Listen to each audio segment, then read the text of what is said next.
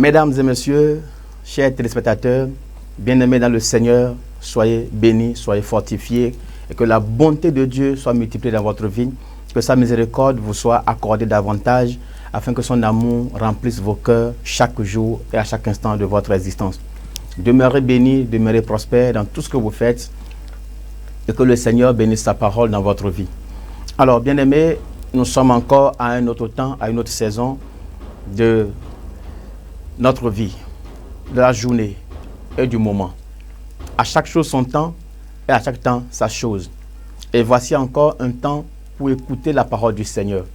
Vous avez suivi beaucoup d'émissions, beaucoup d'enseignements, beaucoup de prédications sur notre chaîne. Votre chaîne préférée, la voix de l'Évangile. Et encore, c'est la voix de l'Évangile qui va encore résonner dans nos maisons, dans nos affaires et partout où vous êtes. Écoutez la voix de l'Évangile. Et pendant ce moment, nous allons parler d'une seule parole, la parole de Dieu, Jésus-Christ, qui est la parole, qui est la vie, le chemin, la résurrection, le pain de vie. Je suis l'eau vive, la source d'eau.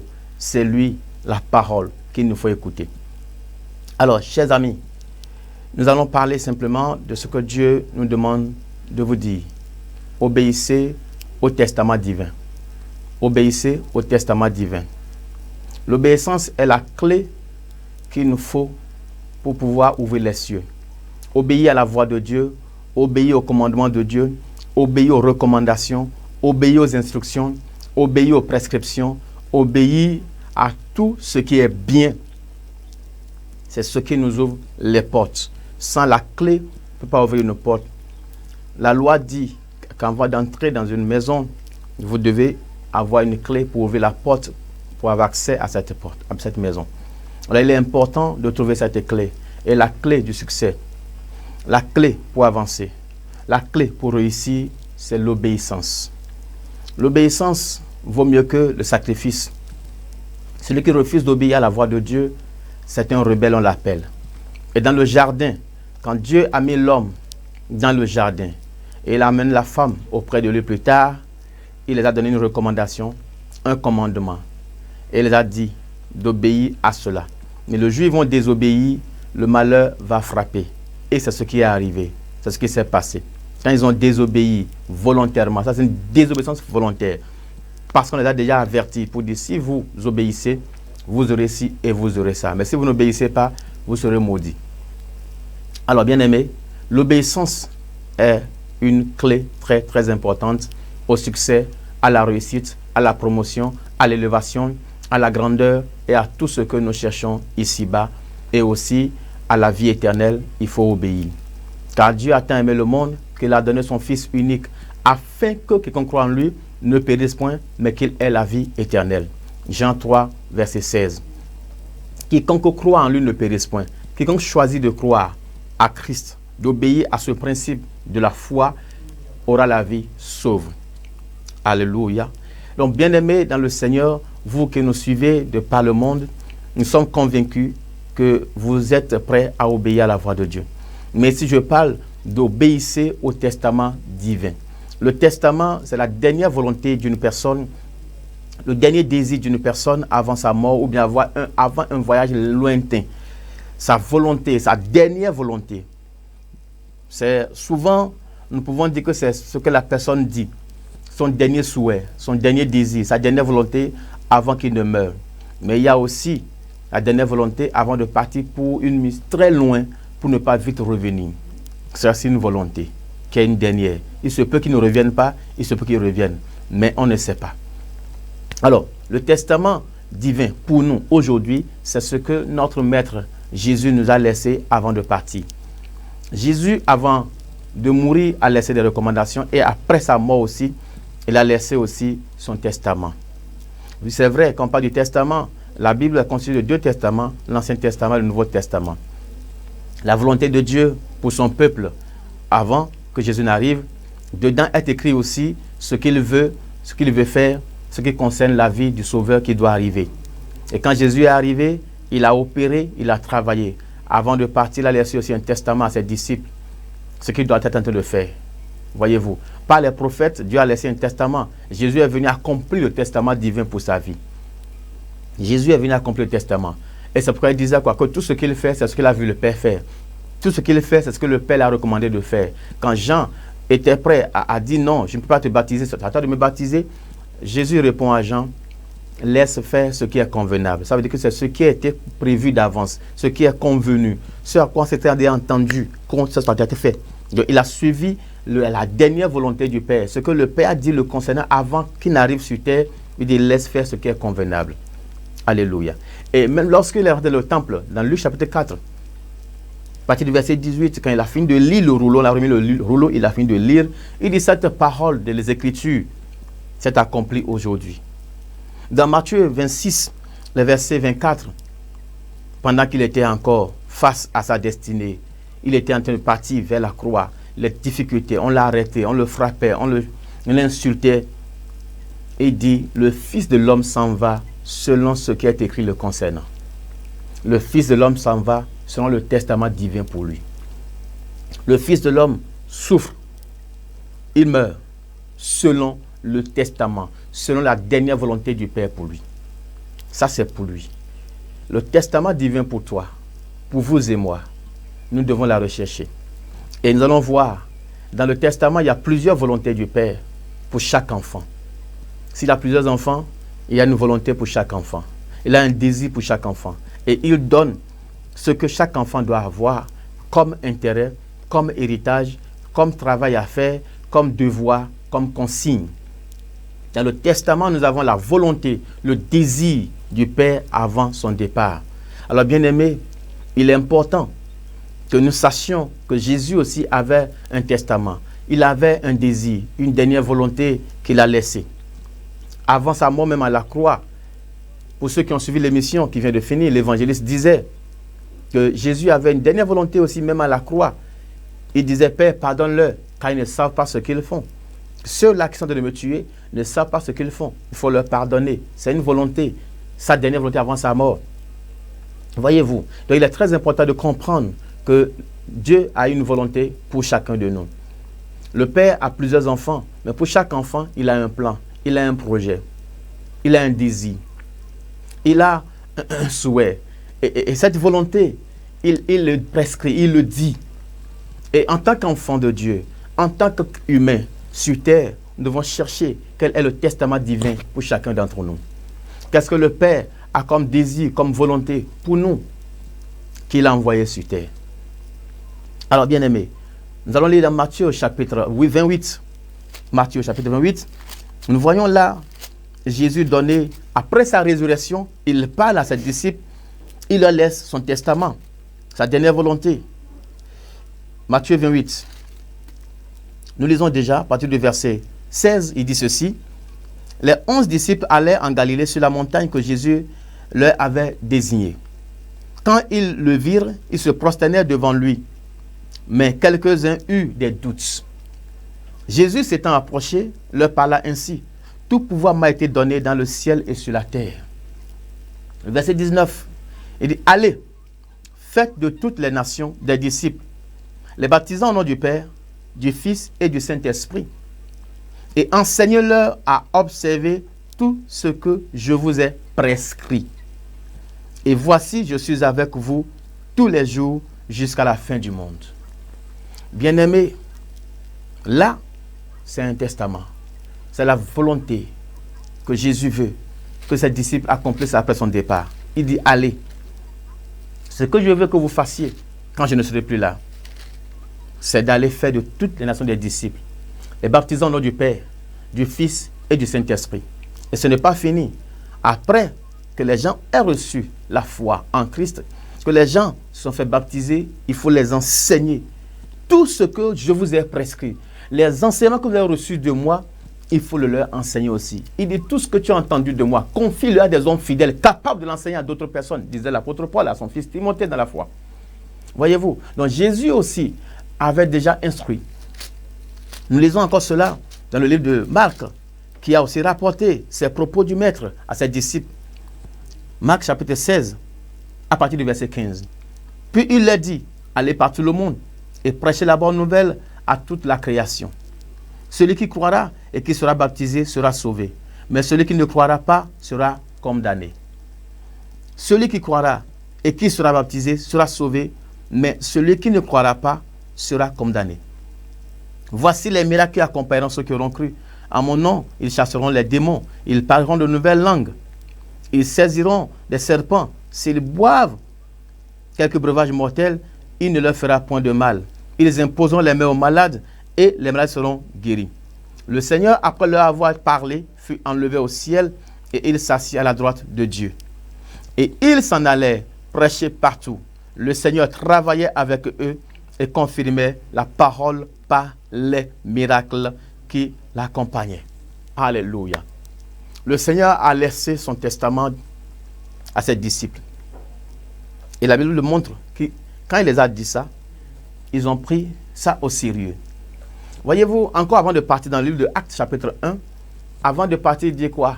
Avant que vous n'alliez pour accomplir cette mission, attendez d'abord, je vous ai fait une promesse. Jean chapitre 16 nous parle de la promesse que Jésus a dit à ses disciples. Il dit, je vous enverrai l'Esprit Saint, le Consolateur, qui va vous conduire dans toute la vérité.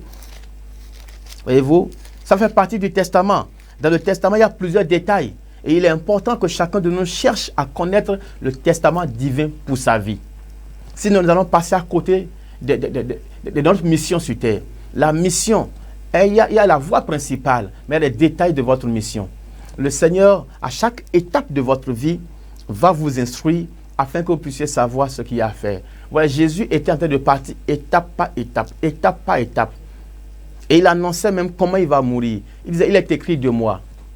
Il est écrit de moi. Il a dit dans les prophètes que ça sera ainsi pour moi. Voyez-vous. Donc il est très important de comprendre qu'il y a un testament divin qui est établi d'avance pour nous, que nous devions accomplir. Le Fils de l'homme s'en va selon ce qui est écrit le concernant. Qu'est-ce qu'il a écrit vous concernant? Qu'est-ce que le Père a écrit vous concernant? Qu'est-ce que les prophètes ont écrit vous concernant? Qu'est-ce que les livres divins ont écrit vous concernant? C'est très important de le savoir, de chercher à connaître cela et d'obéir à ça. Vous voyez, dans le livre de Jean, chapitre 16, comme je le disais, Jésus dit, cependant, je vous ai dit la vérité. Verset 7, Jean 16, verset 7. Il vous est avantageux que je m'en aille, car si je ne m'en vais pas, le Consolateur ne viendra pas vers vous. Mais si je m'en vais, je vous l'enverrai. Et quand il sera venu, il vous convaincra, il convaincra le monde en ce qui concerne le péché, la justice et le jugement. Ainsi de suite, ainsi de suite. Voyez-vous. Donc, il devait attendre de recevoir le Saint-Esprit. Et dans Actes chapitre 1, il le disait encore cela. Il dit, vous recevrez le Saint-Esprit. Acte 1, verset 8. Mais vous recevrez une puissance, le Saint-Esprit survenant sur vous, et vous serez mes témoins à Jérusalem, dans toute la Judée, dans la Samarie, et jusqu'aux extrémités de la terre. Alors, avant de partir, pour être de bons témoins, pour pouvoir témoigner, la capacité pour le témoignage, la force pour le témoignage, le pouvoir pour témoigner, c'est lorsque vous allez recevoir le Saint-Esprit qui, par sa puissance, vous pouvez être de vrais témoins. Le Saint-Esprit vient pour faire de nous des témoins. Le Saint-Esprit vient pour nous conduire dans le témoignage pour Christ. Le Saint-Esprit vient pour nous donner la puissance qu'il faut pour aller témoigner pour lui, Jésus. Donc c'est le but, un des buts du Saint-Esprit. Le Saint-Esprit vient pour plusieurs buts. Alors, le premier but pour lequel nous recevons, que nous recherchons le Saint-Esprit, c'est pour le témoignage, pour la cause du royaume de Dieu. Témoigner que Christ est mort et qu'il est ressuscité d'entre les morts et pour notre salut. Il a payé le prix pour notre salut. Et il est parti au ciel et il reviendra nous chercher. Alors, bien-aimés, il est important de comprendre cela. Donc, dans le testament divin pour nous, il y a ça. Recevoir le Saint-Esprit et aller accomplir la grande commission. Et dans la grande commission, il y a encore des détails pour chacun d'entre nous. Et nous pouvons le constater. Dans Jean chapitre 21, Jésus, après sa résurrection toujours, parlait à ses disciples. Et il demandait à Pierre, m'aimes-tu? Pierre dit, Seigneur, tu sais que je t'aime. Tu sais, toi-même tu le sais. Tu sais que je t'aime. M'aimes-tu? Il dit, oh Seigneur, je t'aime. Vous voyez, quand vous voyez à partir du verset 15, il dit, après qu'ils eurent mangé, Jésus dit à Simon-Pierre, Simon, fils de Jonas, m'aimes-tu plus que ne m'aiment ceux-ci? Il lui répondit, oui Seigneur, tu sais que je t'aime. Jésus lui dit, paie mes agneaux. Ah, il dit une seconde fois, Simon, fils de Jonas, m'aimes-tu? Pierre lui répondit, oui Seigneur, tu sais que je t'aime. Jésus lui dit, paie mes brebis. Et il continue encore. Il lui dit encore une troisième fois, Simon, fils de Jonas, m'aimes-tu? Pierre fut attristé de ce qu'il lui avait dit pour la troisième fois. M'aimes-tu? Et il lui répondit, Seigneur, tu sais toutes choses. Tu sais que je t'aime. Jésus lui dit, paie mes brebis. En vérité, je te le dis, quand tu étais plus jeune, tu te saignais toi-même et tu allais où tu voulais. Mais quand tu seras vieux, tu étendras tes mains et un autre ceindra et te mènera où tu ne voudras pas. Il dit cela pour indiquer par quelle mort Pierre glorifierait Dieu. Et ayant ainsi parlé, il lui dit, suis-moi. Pierre s'étant retourné, vit venir après eux le disciple que Jésus aimait, celui qui, pendant le souper, s'était penché sur la poitrine de Jésus et ayant dit, Seigneur, qui est celui qui te livre? En le voyant, Pierre dit à Jésus, en celui-ci, Seigneur, que lui arrivera-t-il? Celui-ci, Seigneur, que lui arrivera-t-il? Pierre connaissait déjà son sort. Comment lui, il va finir sa mission? Dans le testament divin pour lui, Jésus annonçait déjà à Pierre que toi, on va te traîner. Tu seras attaché, tu seras lié, tu seras tué. Voilà. Mais pour Jean, Pierre veut savoir aussi qu'est-ce qui est écrit le concernant. Comment est-ce que Jean aussi va finir? Jésus lui dit, si je veux qu'il demeure jusqu'à ce que je vienne, que t'importe, toi, suis-moi. Voilà. Bien-aimé, à chacun son testament. Mais le testament divin pour nous tous, c'est d'aller annoncer la bonne nouvelle. C'est d'accomplir la grande mission. C'est de faire la volonté du Père. La dernière volonté, la plus grande dernière volonté du Père, c'est d'aller annoncer la bonne nouvelle. Mais dans le testament, quand on va lire les détails pour chaque enfant, chacun d'entre nous, il y a ce qui nous concerne dans le testament divin. Et toi qui me suis, tu as déjà reçu cela. Tu sais ce que Dieu attend de toi. Mais qu'attends-tu pour obéir? Qu'attends-tu pour obéir au testament divin? Il t'a dit, lève-toi et va évangéliser dans telle localité. Qu'attendez-vous, bien-aimés? Va prêcher l'évangile. Qu'attendez-vous? Organise des conférences. Qu'attendez-vous? Va dans tel village pour évangéliser, pour aider les pauvres. Qu'attendez-vous? Va soutenir les hommes de Dieu. Qu'attendez-vous pour le faire? Soutenez les bébés. Qu'attendez-vous? Allez prier pour les enfants à la crèche. Qu'attendez-vous pour le faire? Allez prier pour des malades. Qu'attendez-vous pour le faire? L'obéissance vaut mieux que le sacrifice. Les disciples, quand ils ont attendu, le Saint-Esprit est arrivé, se sont levés pour mettre les pieds dans les pas du Seigneur, en obéissance à la voix du Maître. Obéissons au testament divin. Le Père dit, c'est ce que je veux de vous. Et après son départ, si vous ne le faites pas, êtes-vous un bon fils? Vous connaissez le testament du Père, la volonté du Père pour vous, son désir pour vous. Si vous n'obéissez pas,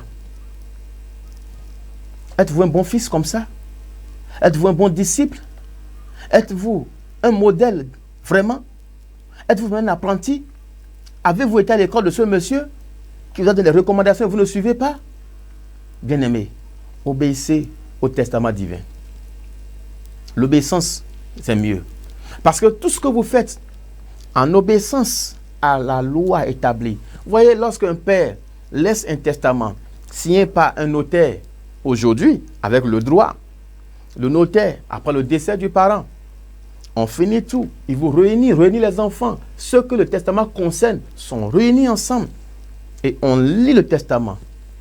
Mais c'est ce que le père dit. Même s'il ne veut pas être d'accord, personne ne peut contredire ce que le testament dit. Parce que le testataire a dit, c'est ce que je veux pour vous.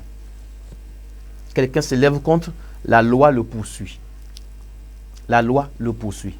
Et c'est ça aujourd'hui aussi, même avec le Seigneur. Nous nous inspirons, la loi s'est inspirée de la Bible. Moïse disait au peuple d'Israël avant sa mort, Genèse 28, que nous aimons beaucoup lire, surtout du verset 1er au verset 14, mais à partir du verset 15 et 16, là-bas, on ne lit plus la suite. Il dit, si tu obéis au commandement de l'Éternel ton Dieu, si tu obéis à la voix de l'Éternel ton Dieu, voici les bénédictions qui t'accompagneront. Les bénédictions accompagnent ceux qui obéissent à la voix de l'Éternel, leur Dieu. Les bénédictions accompagnent ceux qui obéissent. Les miracles accompagneront ceux qui ont cru et sont partis pour avoir évangélisé. Lorsque vous décidez d'aller évangéliser, aller obéir au testament, les miracles vous accompagnent. Les miracles sont avec vous, mais se manifestent lorsque vous êtes sur le terrain où le Père vous attend. Voyez-vous, la bénédiction vous accompagne dans l'obéissance. Mais quand vous n'obéissez pas, c'est la malédiction qui vous accompagne. Bénédiction ou malédiction, à vous de choisir. À vous de choisir. Lorsque nous obéissons, la bénédiction nous accompagne. Lorsqu'on désobéit, la malédiction accompagne. Frères et sœurs, c'est ça la loi. Donc, je vous en supplie, je vous demande, bien-aimés, obéissons au testament divin. Vous qui savez déjà ce que Dieu attend de vous, levez-vous et faites-le. Vous posez les conditions. Le Seigneur est fidèle. Quand on obéit, la bénédiction accompagne. Dieu, si tu me donnes ceci, tu me donnes cela, tu me donnes ci. Bien-aimé, Jésus a obéi. C'était difficile pour lui de mettre dans le jardin. Il dit, Seigneur, que cette coupe s'éloigne de moi. Mais je suis resté un peu un jour à méditer lorsqu'il a dit ça. Virgule. Toutefois, que ta volonté soit faite. Certainement, lorsqu'il a dit que cette coupe s'éloigne, il s'est souvenu du testament qu'il attendait. Et il dit toutefois, que ta volonté soit faite. La volonté du Père pour toi est la chose la plus importante pour ton existence. L'obéissance au testament divin est le plus important pour notre existence. Si nous voulons vivre vraiment pour la gloire de Dieu, obéissons. Obéissons au testament divin. Jérémie le prophète, Dieu l'avait appelé. Il avait un testament. J'étais établi prophète des nations afin que tu abattes, que tu déracines, que tu détruises, que tu bâtisses. Ne tremble pas en leur présence de peur que moi je te fasse trembler. Donc si Jérémie tremble, Dieu le fait trembler. Jérémie a peur, Dieu lui crée encore des problèmes. Tu dois obéir à la voix de Dieu pour ne pas avoir des problèmes avec Dieu. L'enfant qui n'obéit pas à ses parents a des problèmes avec le parent et même avec dehors aussi. Très important, bien-aimé. L'obéissance au testament, c'est ce qui est le plus important. Nous devons obéir à la grâce, obéir à la voix du Seigneur, obéir au testament qui a été préparé pour nous. Si nous avons découvert ce testament, obéissons-y. Obéissons-y. Obéissons, bien-aimés. Dans l'obéissance se trouve la clé pour l'élévation, pour la bénédiction. Les disciples allaient. La Bible déclare que les signes les accompagnaient. La parole qu'ils prêchaient manifestait la présence du Père. Il est important que nous puissions faire cela. Il est important que nous comprenions cela. Obéissez au testament divin. Obéissons. Moïse a écouté la voix de Dieu. Il a obéi. Il est parti voir Pharaon. Il a fait ce que le Seigneur a dit de faire. Il a sorti le peuple. Dieu était avec lui. Dans le désert, quand Dieu a voulu changer de méthode avec lui, il frappait. Son bâton, il était habitué à son bâton depuis son jeune âge dans le désert avec les brebis. Ce bâton a été pour lui une clé qu'il a utilisée toujours pour des signes et des prodiges. Mais à un moment donné, Dieu a voulu changer de méthode avec lui. Mais étant habitué déjà à son bâton, il ne pouvait pas laisser tomber. Je ne sais pas à quoi vous êtes habitué actuellement. À quelle méthode, à quelle stratégie. Et Dieu veut changer avec vous. Dans son testament, il sait qu'à tel moment de votre ministère, de votre vie, je vais changer de stratégie avec vous. La mission, oui, tu étais dans l'évangélisation. Mais Dieu dit non, maintenant je veux que tu deviennes un écrivain pour moi. Écris, écris, écris. Commence par écrire. Pourquoi retarder le testament, l'accomplissement du testament? C'est par rapport à l'obéissance au testament divin que nous serons récompensés aussi. Imaginez-vous quand vous êtes ouvrier Et quand on vous envoie dans un champ travailler, ou bien vous êtes employé d'une entreprise, on vous envoie sur le terrain pour faire un travail, mais arrivé là-bas, vous faites autre chose. Vous êtes autre chose. On ne vous paye pas pour ce que vous êtes parti faire, mais on vous paye pour ce que l'entreprise attend de vous. Vous êtes parti au champ pour labourer, mais arrivé là-bas, au lieu de labourer, vous êtes parti couper les branches des arbres que vous avez vus dans le champ. On ne peut pas vous payer. On attend que vous labouriez la terre. Bien aimé, ce que Dieu attend de vous, c'est que vous obéissez à son testament, à ce que lui veut de vous. Vous pouvez faire tout, mais si ce qu'il attend de vous, vous ne le faites pas, pas de récompense. Oui, vous pouvez faire beaucoup de choses. Mais si ce que vous faites n'est pas dans le plan de Dieu, n'est pas dans son livre, n'est pas dans son testament, vous ne serez pas récompensé. Si on vous envoie dans un champ, et c'est demi-hectare que vous devez labourer, que vous devez travailler, mais vous avez fait 1 hectare, c'est bon. Mais on attend de vous demi-hectare. On vous paye pour les demi-hectares parce que c'est ça qui fait partie du contrat que vous avez signé. Et c'est ça aussi même dans les entreprises, dans le service. On vous paye pour ce que vous avez fait. Le contrat est signé. Allez, faites ceci. Quand vous le faites, vous méritez votre salaire. Il y a aussi le mérite dedans. Ouais. Donc, bien aimé, obéissez au testament divin. Si vous ne savez pas quel est le testament, Dieu a un testament pour vous. Et c'est pour ça, pour nous éclairer, pour que nous ne soyons pas ballottés, emportés par tout vent, embrouillés dans les choses, il a donné les 5 ministères à l'Église. Il a donné des personnes à l'Église. Donné des personnes, apôtres, prophètes, docteurs, évangélistes, pasteurs. Toutes ces personnes, il a donné à l'Église afin qu'ils puissent édifier, afin qu'ils puissent bâtir l'Église, afin de former l'Église à l'œuvre du ministère. Voyez-vous, le but pour lequel Dieu a donné ces 5 types de personnes, je parle des personnes, ce ne sont pas des dons simplement, ces personnes-là sont des dons qu'il a envoyés à l'Église pour aider l'Église à s'affermir, à être bien édifiée, à être bien équipée, bien préparée pour la cause du ministère. Ils sont en vue de l'œuvre du ministère.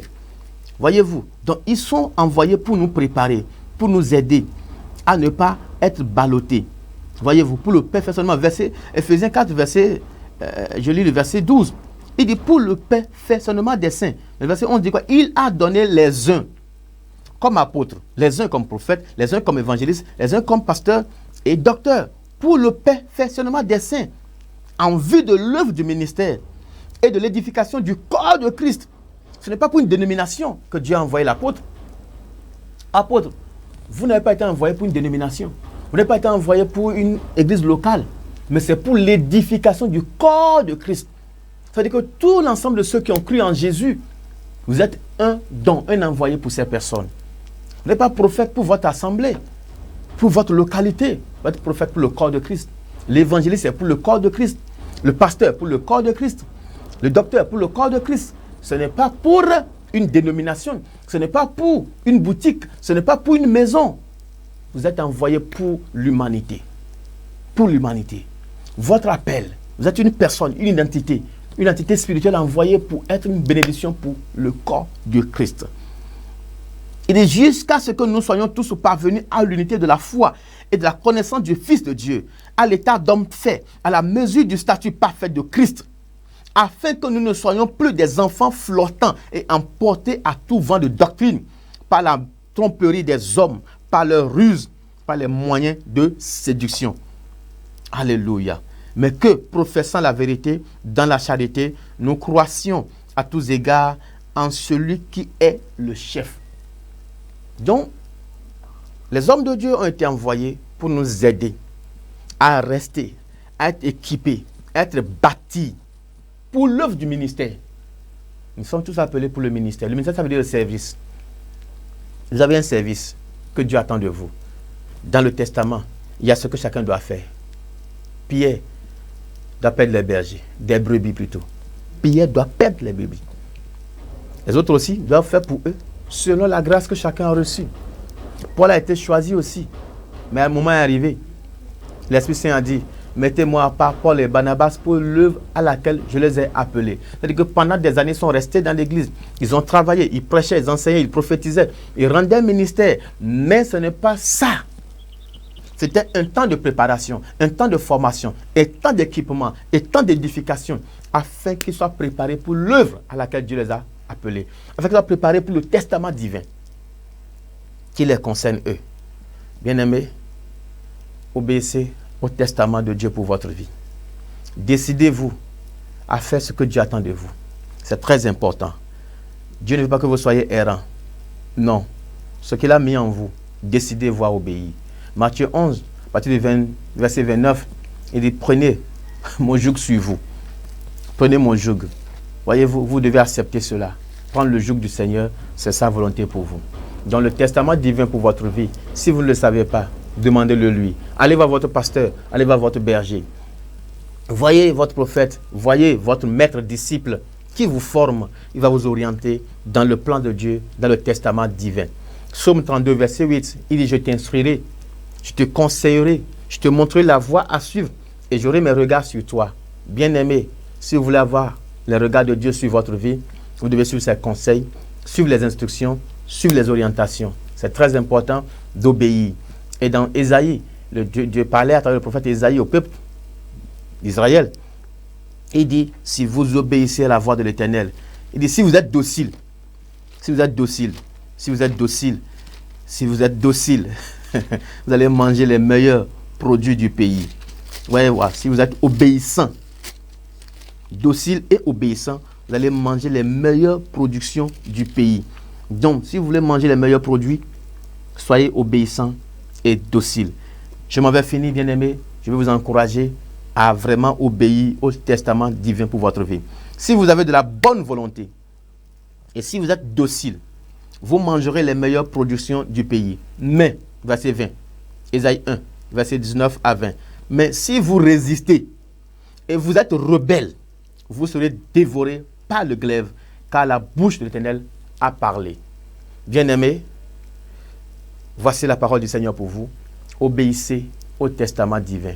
Vos parents vous donnent des conseils, des orientations, obéissez. Ce que le Père a dit avant de mourir, c'est que tu sois sur le bon chemin, que tu suives la vérité, reste dans la vérité. Mais si ce n'est pas le cas, recherche la vérité.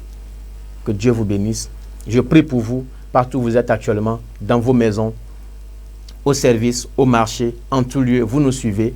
Je prie que la grâce de Dieu vous soit accordée, de pouvoir faire le bon choix, d'obéir au testament que Dieu a établi d'avance pour vous, comme le Christ a obéi, comme Paul pouvait dire, je suis imitateur du Père, je fais la volonté de Dieu. Il a parlé même devant le roi Agrippa. Dans Acte 26, il s'est défendu. Il dit, je n'ai pas résisté à la vision, je n'ai pas désobéi à la vision céleste que j'ai reçue. Que Dieu vous donne la grâce de ne pas obéir, de ne pas désobéir plutôt, que vous puissiez obéir à la volonté de Dieu. Soyez bénis, prospère chez vous et à la prochaine. Merci infiniment.